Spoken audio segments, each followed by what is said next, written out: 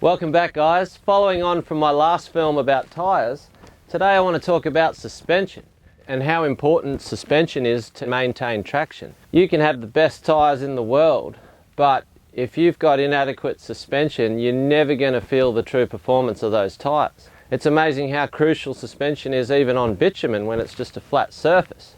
Just the loading and unloading of the bike under power or under brakes, tractability is constantly fluctuating. So suspension just manages all that. Without good suspension, a bike this big would be even harder to ride than it already is, simply because of its weight.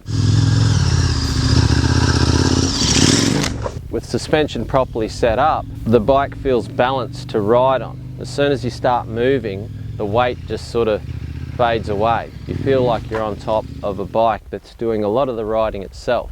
That's a trait of good suspension, or well set up suspension. You've probably noticed that I've been riding this bike in conditions that I guess most people wouldn't.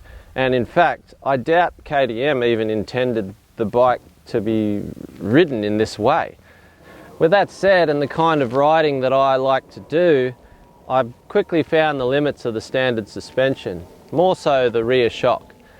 And I've since upgraded to a Touratech shock because it's designed to cope with idiots like me who's riding a bike like this over rocks and off logs and jumping it and all the rest. That's not to say the stock unit is inadequate. It's set up for the masses who just want to soak up big Ks in your standard off-road conditions, gravel roads, dirt roads, sand, whatever. That's my biggest problem. I can't get on one of these and just cruise down a dirt road. I just feel the need to go and hit the big enduro stuff.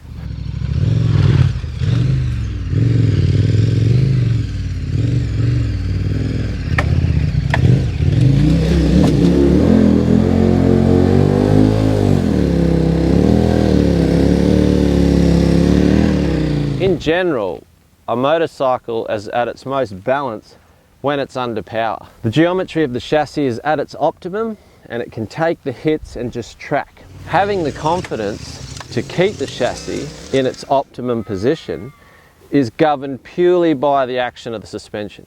Look, I'm not going to try and go into too much detail about suspension because there really is a science to it. I just want to show you guys how much difference it makes to a bike like this when you've got the suspension set up for the kind of riding that you like to do.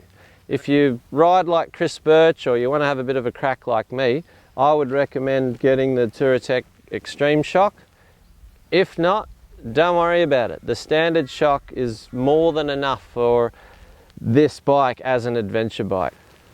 Well, that's it for today guys. Another extreme adventure on the big 1190.